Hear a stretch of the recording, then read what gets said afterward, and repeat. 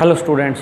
तो last time हमने study किया था गॉस लॉ इन इलेक्ट्रोस्टैटिक के बारे में और उसका derivation from four and Gaussian surface जो कि हमने स्फेरिकली सिमेट्रिक सरफेस की फॉर्म में कंसीडर की थी। उसके बाद हमने deduction of the Coulomb's law with the help of the Gauss law in electrostatic को स्टडी किया था।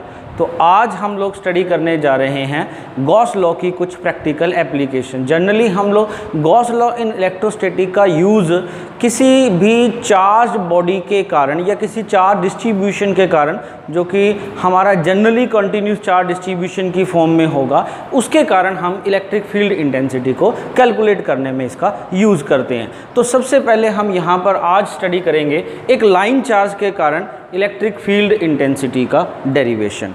सबसे पहली बात, लाइन चार्ज से क्या मतलब है? लाइन चार्ज बेसिकली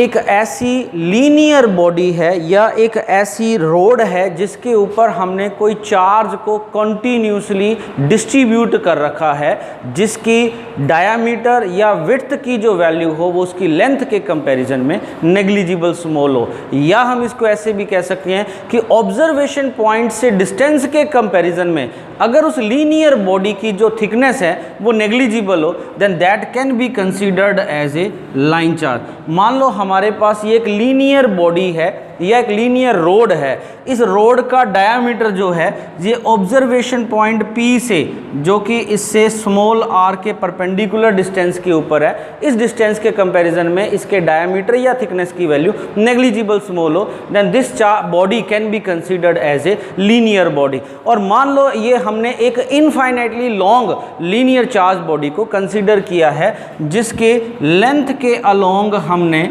चार्ज को, पॉजिटिव चार्ज को मान लो हमने कॉन्टीन्यूसली डिस्ट्रीब्यूट कर रखा है with a linear charge density lambda.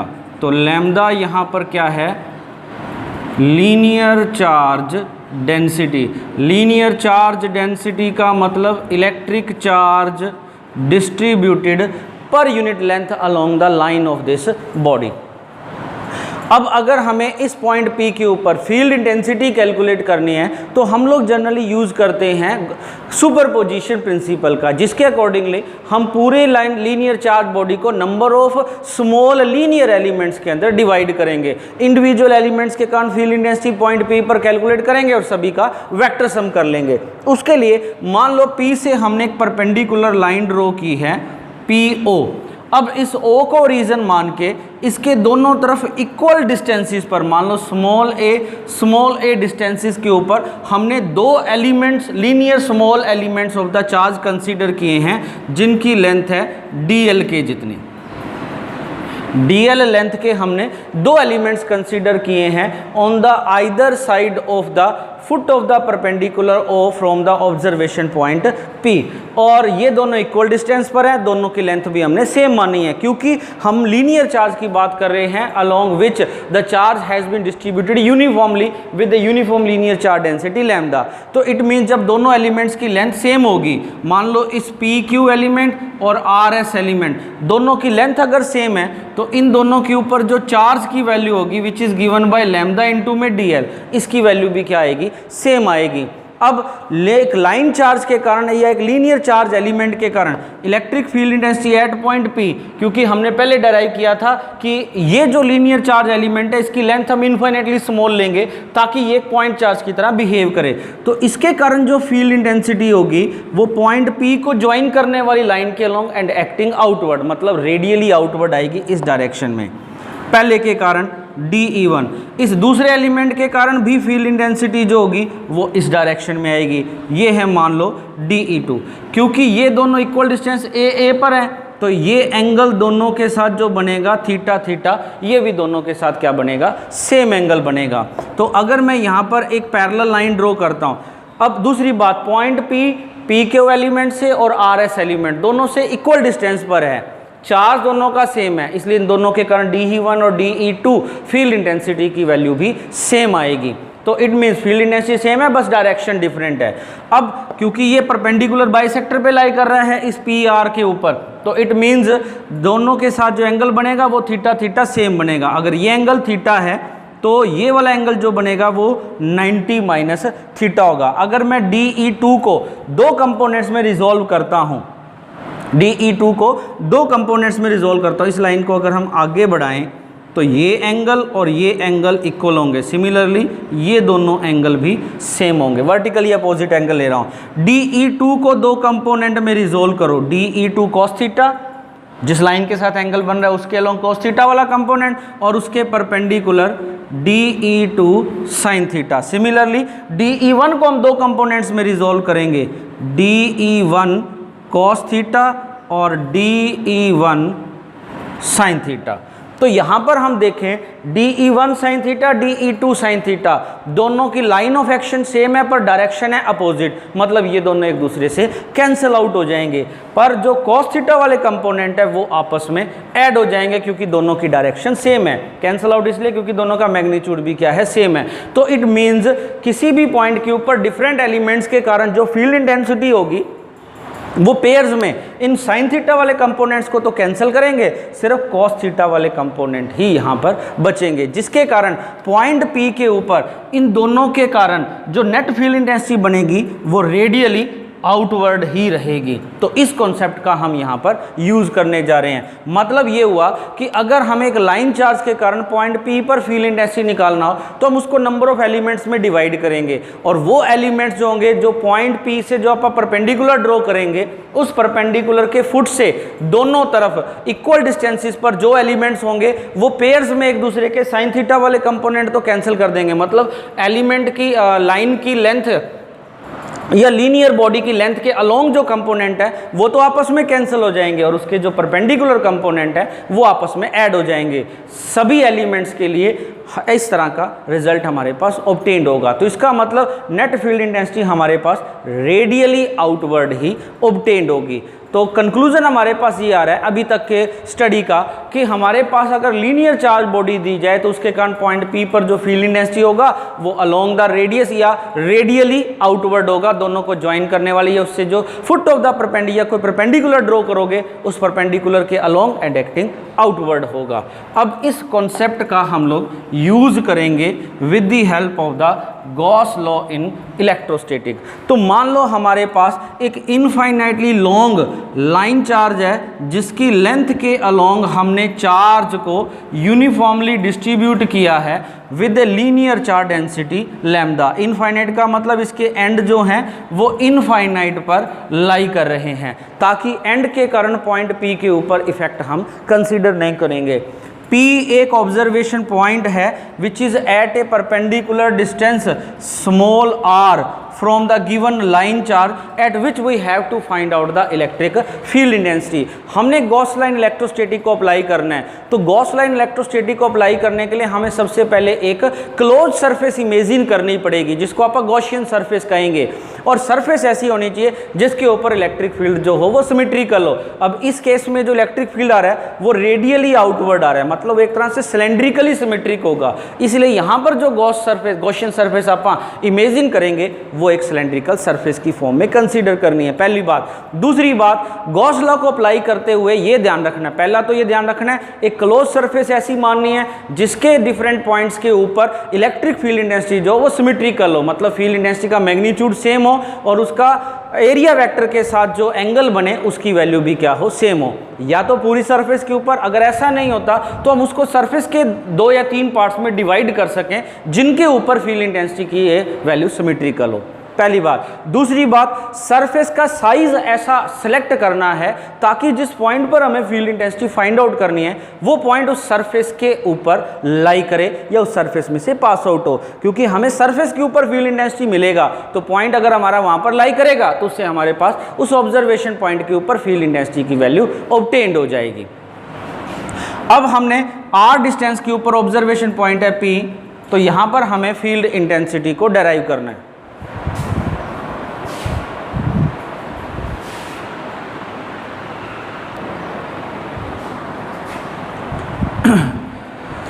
तो पॉइंट P पर फील्ड इंटेंसिटी निकालने के लिए हम लोग क्या करेंगे, R को रेडियस मान के और एक सिलेंडर इमेजिन करेंगे with the line charge as its axis, और रेडियस होगा स्मॉल r के जितना, और उस सिलेंडर की लेंथ हम कोई भी कंसीडर कर सकते हैं। मान लो सिलेंडर की लेंथ है स्मॉल l के जितनी, ठीक है। अब इस सरफेस के ऊपर हम गॉस लॉ को अप्लाई करेंगे।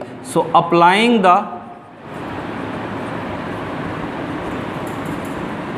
Gauss law over the cylindrical surface, we will get electric flux over the closed surface of this cylinder, which is given by the surface integral of electric field intensity over the surface। पूरी surface को मैंने ऐसे imagine कर लिया, that is equal to 1 by epsilon naught time the total charge enclosed within the volume of this cylindrical surface। अब ये total charge अपने को कैलकुलेट करना पड़ेगा। टोटल चार्ज कैलकुलेट करने का मतलब सिलेंडर के अंदर टोटल चार्ज कितना आएगा। इस सिलेंडर के अंदर और तो कहीं पर चार्ज है ही नहीं, सिर्फ इसके एक्सिस के अलोंग है जो कि लाइन चार्ज के ऊपर है, और उसमें चार्ज जो है वो लीनियर फॉर्म के अंदर डिस्ट्रीब्यूटेड है। इस सिलेंडर की टोटल लेंथ है L के जितनी, लीनियर चार्ज डेंसिटी हमने इमेजिन कर रखी है लैम्डा। तो इसका मतलब charge existing with in the volume of the cylinder जो होगा that is equal to charge per unit length multiplied by the length of this cylinder.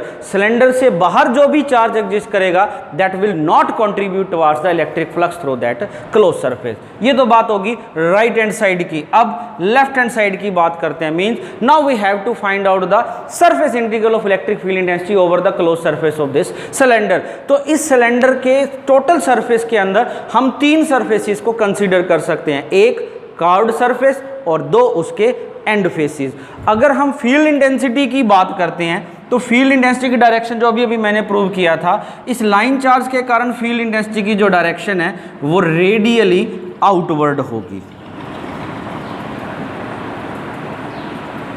तो इट मींस अगर हम total flux over the whole cylinder निकालना चाहते हैं तो that total flux जो होगा that should be equal to the surface integral of electric field intensity over the curved surface plus surface integral of field intensity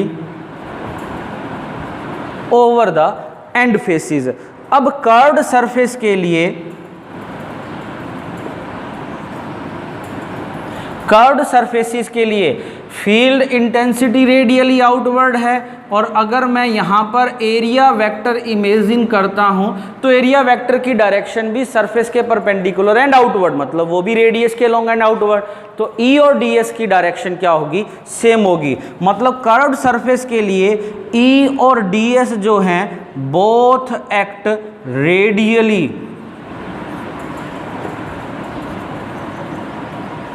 outward, that is angle theta between their direction will be equal to 0। तो correspondingly cos theta की जो value आएगी वो इन surfaces के लिए 1 के equal आएगी। तो कर्व्ड सरफेस के लिए अगर हम देखें E dot ds over the curved surface is equal to E ds into में cos 0 over the curved surface. CS मैंने इसलिए लिखा है। अब E इस कर्व्ड सरफेस का हर एक पॉइंट जो है वो लाइन चार्ज से सेम परपेंडिकुलर डिस्टेंस r के ऊपर है, इसलिए सभी के ऊपर फील्ड इंटेंसिटी की वैल्यू जो होगी वो सेम होगी। इसलिए हम इसको इंटीग्रेशन के लिए, इस कर्व्ड सरफेस पे इंटीग्रेशन के लिए कांस्टेंट इमेजिन करके इंटीग्रेशन से बाहर लिख सकते हैं। cos 0 की value 1 integration of ds over the curved surface, मतलब जितने भी कर्व्ड सरफेस पे सरफेस एलिमेंट है सबके एलिमेंट्स के एरिया का सम, तो वो आ जाएगा इस सिलेंडर की कर्व्ड सरफेस का टोटल सरफेस एरिया। सिर्फ कर्व्ड सरफेस का टोटल सरफेस एरिया। अगर हम लेंथ की बात करें तो वहां पर एक सिलेंडर के लिए टोटल सरफेस एरिया का जो फॉर्मूला होता है that is equal to 2 pi r square plus 2 pi are L. अगर याद हो तो ये होता है इसका total surface area of a cylinder, जिसमें एंड दो सरफेसेस होंगी और एक कर्व्ड सरफेस होगा। एंड फेस जो है वो सर्कुलर शेप में आ रही हैं, तो इसका सरफेस एरिया जो होगा वो पाई आर स्क्वायर, एक एंड सरफेस का, दूसरी एंड सरफेस का भी सरफेस एरिया कितना होगा, पाई आर स्क्वायर। तो इन दोनों का हो गया टोटल 2 पाई आर स्क्वायर, और कर्व्ड सरफेस का जो होता है वो 2 पाई आर एल। मतलब इस एक्सप्रेशन में जो 2 पाई आर एल है that represents the surface area of the curved surface of our cylindrical body. तो दैट इज इक्वल टू, तो यहाँ पर इंटीग्रेशन सिर्फ कर्व्ड सरफेस पे है, इसलिए यहाँ पर surface area of curved surface ही लेना है अपने को। तो ये आ जाएगा हमारे कर्व्ड सरफेस का सरफेस एरिया और उसके ऊपर फ्लक्स की वैल्यू। इक्वेशन नंबर 4 कंसीडर कर लेते हैं। बात रहेगी एंड फेसिस की। अगर हम एंड फेसिस पर पहुँचते हैं, एंड फेसिस के केस में अगर हम देखें, फील्ड इंटेंसिटी की डायरेक्शन तो रेडियली आउटवर्ड है, और एंड फेस के ऊपर एरिया वेक्टर जो होगा वो सरफेस के perpendicular and outward. And face के ऊपर एरिया वेक्टर की डायरेक्शन इस तरफ होगी, इस सरफेस के ऊपर इस तरफ होगी। मतलब एरिया वेक्टर जो होगा वो फील्ड इंटेंसिटी की डायरेक्शन के परपेंडिकुलर आएगा दोनों एंड फेसिस के लिए। So for end faces angle theta between the direction of field intensity and area vector is equal to 90 degree. तो कॉरेस्पॉन्डिंगली कॉस थीटा की वैल्यू होगी 0। तो electric flux for the curved end faces that should be equal to 0। EDS cos 90 की value होगी 0 के equal. मतलब and faces के ऊपर फ्लक्स होगा 0, कर्व्ड सरफेस के ऊपर फ्लक्स की वैल्यू होगी ये। तो total electric flux over the whole cylinder जो होगा, एंड फेसिस का फ्लक्स प्लस में एंड फेसिस का फ्लक्स प्लस में कर्व्ड फेसिस का flux, that is equal to E into में 2 पाई आर एल प्लस 0। तो total flux through the cylindrical surface आ गया E इंटू में 2 पाई आर एल, और Q की वैल्यू अपन ने निकाल ली लैम्डा इंटू में L। सो देयर फॉर इक्वेशन 1 के अकॉर्डिंगली, जो कि कहता था कि इलेक्ट्रिक फ्लक्स की value Q by epsilon naught है, फ्लक्स की वैल्यू आ गई E इंटू में 2 pi are l that is equal to Q की वैल्यू आ जाएगी लैम्डा इंटू में L divided by epsilon naught. L से L हो गया कैंसिल, तो E की वैल्यू रह जाएगी lambda by 2 epsilon not R। This would represent the expression for the electric field intensity at a perpendicular distance R due to an infinitely long line charge। एक infinitely long line charge के कारण R के perpendicular distance के ऊपर ये field intensity का expression आ जाएगा। अब लैम्डा तो यूनिफॉर्म लीनियर चार्ज डेंसिटी है, ये कांस्टेंट है, 2 पाई एप्सिलॉन नॉट कांस्टेंट अगर फ्री स्पेस है। अगर कोई मीडियम होता तो यहाँ पर हम एप्सिलॉन नॉट की जगह लिखते हैं epsilon m, electrical permittivity of that medium. तो इस एक्सप्रेशन के अकॉर्डिंगली इलेक्ट्रिक फील्ड इंटेंसिटी की जो वैल्यू है that is inversely proportional to the perpendicular distance from the axis of the cylinder या फ्रॉम द लाइन चार्ज। और अगर हम इन दोनों के बीच में E और R के बीच में अगर हम एक ग्राफ प्लॉट करते हैं, तो जब R की वैल्यू 0 को अप्रोच करेगी, मतलब लाइन चार्ज के पास पहुंचेंगे, तो इलेक्ट्रिक फील्ड इंटेंसिटी की वैल्यू इनफाइनाइटली लार्ज होगी। पर जैसे जैसे इससे अवे मूव होते जाएंगे फील्ड इंटेंसिटी की वैल्यू रिड्यूस होती जाएगी, और ये curve parallel to the horizontal axis आ जाएगा, जो ये बताएगा कि E की वैल्यू जो होगी that will approach to 0 when R approach to infinite, इस एक्सप्रेशन के अकॉर्डिंगली। तो ये कर्व इस एक्सिस को, R एक्सिस को या डिस्टेंस एक्सिस को इनफाइनाइट पर जाकर टच करना चाहिए। इनफाइनाइट पर टच करने का मतलब ये इसके लगभग पैरेलल हो जाएगा, इसलिए मैंने यहाँ पर इसके पैरेलल कर दिया। So this is about your field intensity due to a line charge with the help of the Gauss law in electrostatic.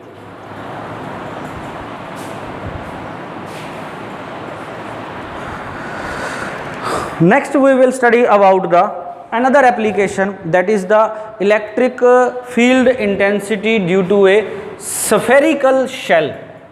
एक spherical shell के कारण किसी एक पॉइंट P के ऊपर हमें इलेक्ट्रिक फील्ड इंटेंसिटी को कैलकुलेट करना है with the help of our Gauss law in electrostatic.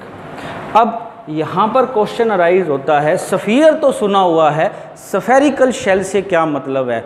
जब भी हम स्फेरिकल बॉडी की बात करते हैं तो 3 तरह की टर्म्स हम लोग यूज़ करते हैं, solid sphere, hollow sphere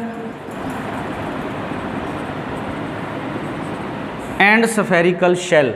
solid sphere का मतलब एक ऐसी स्फेरिकल बॉडी जिसमें पूरा का पूरा वॉल्यूम जो होगा वो मटेरियल से फिलअप होगा, पूरा भरा हुआ होगा, कहीं भी खाली नहीं होगा। तो ऐसे सॉलिड स्फीयर को जब हम चार्ज प्रोवाइड करते हैं तो वो चार्ज उसके वॉल्यूम के अंदर कॉन्टीन्यूसली डिस्ट्रीब्यूट होगा। होलो स्फीयर का मतलब ये है, अगर हमें एक सॉलिड स्फीयर दिया जाए और उसके इनर कोर में से हम लोग एक स्मॉल स्फीयर बाहर निकाल लें तो मास या चार्ज होगा वो सिर्फ इस पोर्शन में ही डिस्ट्रीब्यूटेड होगा, that is said to be hollow sphere. Thickness finite हो, पर अगर इस सरफेस की थिकनेस, मतलब एक होलो स्फीयर के 2 रेडियाई होंगे, एक इनर रेडियस और एक आउटर रेडियस, और जो मास या चार्ज डिस्ट्रीब्यूटेड होगा इन दोनों के बीच में होगा, ये उसकी थिकनेस को रिप्रेजेंट करेगा। पर अगर हमारे पास एक ऐसा होलो स्फीयर है जिसकी सरफेस के थिकनेस की वैल्यू नेग्लिजिबल स्मॉल हो, then that will work as the spherical shell. क्योंकि अब इसकी थिकनेस नेग्लिजिबल स्मॉल है तो वॉल्यूम तो है ही नहीं, तो जो भी चार्ज या वॉल्यूम आप मास डिस्ट्रीब्यूट करेंगे वो सिर्फ इसकी सरफेस पे ही होगा।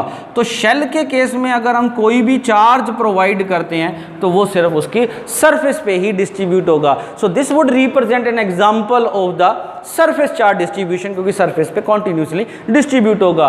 सॉलिड स्फीयर और होलो स्फीयर जो होगा वो वॉल्यूम चार्ज डिस्ट्रीब्यूशन का एक एग्जांपल होगा। इसमें पूरे throughout the whole volume of the sphere के अंदर चार्ज डिस्ट्रीब्यूट होगा। इसमें सिर्फ इनर और आउटर रेडियाई के बीच में ही चार्ज का डिस्ट्रीब्यूशन होगा, वॉल्यूम डिस्ट्रीब्यूशन होगा। ठीक है, so now we will derive an expression for the electric field intensity due to a spherical shell.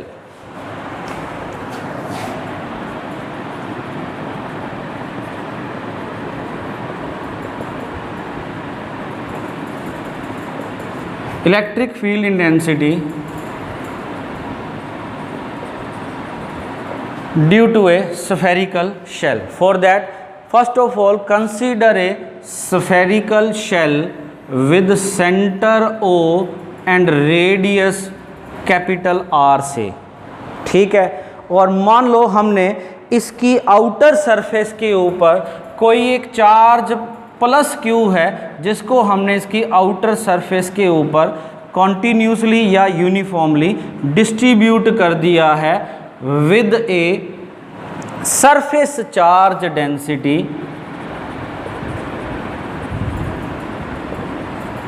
sigma, which is given by the total charge distributed divided by the total surface area of the shell.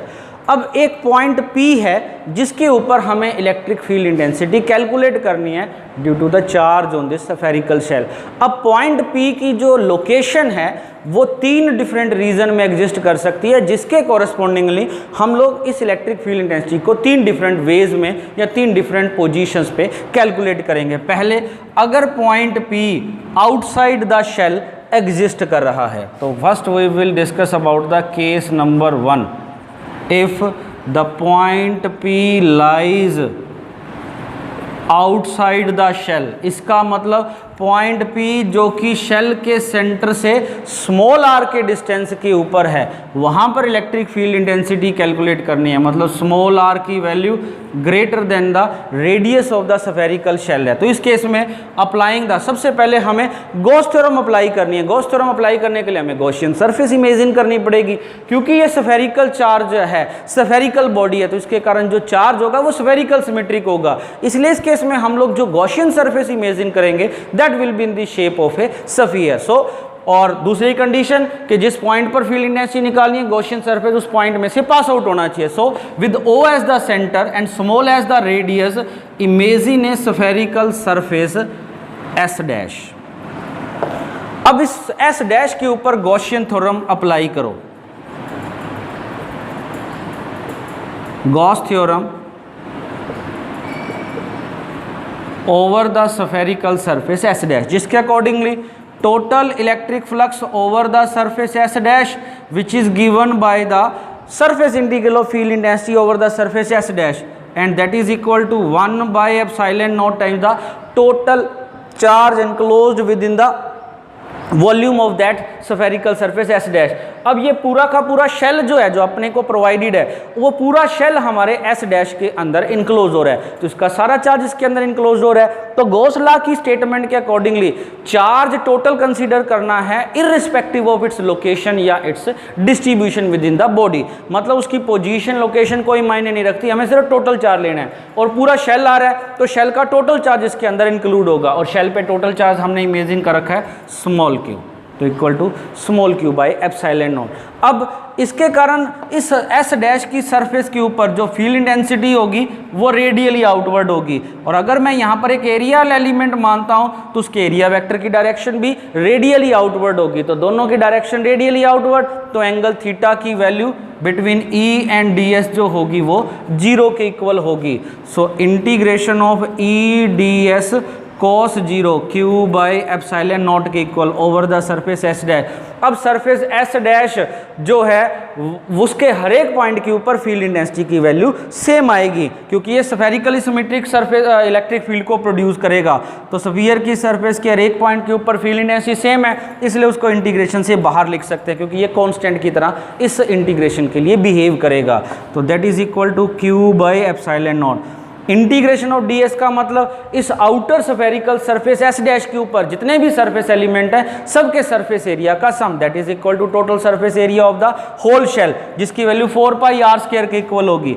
तो e into में 4 pi into में small r square, outer sphere के ऊपर हम लोग Gauss theorem apply करें इसलिए उसका एरिया लेना है, that is equal to q by epsilon naught. This implies that e is equal to q by 4 pi epsilon naught R square, और ये एक्सप्रेशन हमने पहले भी कर रखा है। This is electric field intensity due to a point charge, मतलब हमने तो चार्ज दिया था शेल की आउटर सरफेस पे डिस्ट्रीब्यूटेड, पर अगर ये चार्ज हम सेंटर पर कंसंट्रेटेड मान लें तो उसके कारण पॉइंट P पर जो कि r डिस्टेंस पर है स्मॉल r पे, फील्ड इंटेंसिटी की वैल्यू क्या होगी e q by 4 pi epsilon naught R square.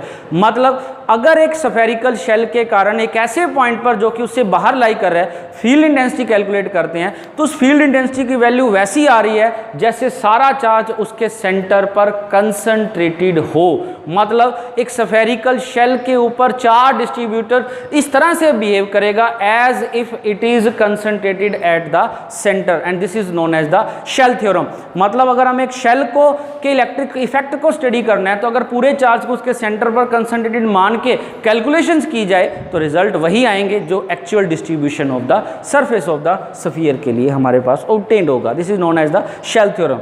अब दूसरी बात, अगर ये इस एक्सप्रेशन को देखें, Q तो कांस्टेंट है, तो E की जो वैल्यू है वो inversely proportional to small r square है, मतलब शेल से अगर हम बाहर की तरफ आउटवर्ड मूव करते हैं तो फील्ड इंटेंसिटी की वैल्यू डिक्रीज होगी, इनवर्ड मूव करेंगे तो फील्ड इंटेंसिटी की वैल्यू इंक्रीज होती जाएगी। तो जैसे जैसे डिस्टेंस कम करते जाओगे फील्ड इंटेंसिटी बढ़ता जाएगा, और अगर point P on the surface of the shell आ गया, case number 2 at the surface of the shell, अगर पॉइंट P शेल की सरफेस पे लाई करे तो उस केस में पॉइंट P यहाँ पर आ गया तो स्मॉल r और कैपिटल R की वैल्यू हो जाएगी एक दूसरे के इक्वल, तो E की value Q by 4 pi epsilon not capital R, ठीक है। और अगर हमारा पॉइंट P इस शेल के अंदर लाई कर रहा है, यहाँ पर P1 पोजीशन पर लाई कर रहा है, उस केस में हम जब गॉसियन सरफेस कंसीडर करेंगे तो गॉसियन सरफेस हमारी ये वाली इमेजिन होगी। अब हमारा गॉसियन सरफेस होगा एस डैश, क्योंकि डेफिनेशन में मैंने बताया था और एप्लीकेशन स्टार्ट करने से पहले बताया था भी गॉसियन सरफेस उस पॉइंट से क्रॉस होनी चाहिए जिस पॉइंट पर हमें फील्ड इंटेंसिटी निकालना है। अब पॉइंट P अंदर है तो गॉसियन सरफेस भी अंदर होगी। अब इसके ऊपर जब हम इलेक्ट्रिक फ्लक्स को कैलकुलेट करेंगे applying the Gauss theorem in electrostatic, तो उसके अकॉर्डिंगली यहाँ पर फ्लक्स की value 1 by epsilon not time the total charge enclose with in the volume of the Gaussian surface. अब गॉसियन सरफेस है S डबल डैश, इस surface के अंदर कोई भी चार्ज एग्जिस्ट नहीं कर रहा, क्योंकि सारा चार्ज तो शेल की आउटर सरफेस पे लाई कर रहा है और वो सारा का सारा बाहर है, और बाहर वाला कोई चार्ज गॉसियन सरफेस में इलेक्ट्रिक फ्लक्स को कंट्रीब्यूट नहीं करता। तो it means total charge enclose with in the volume of this surface जो होगा वो जीरो होगा। तो अगर point P outside the shell lie करे,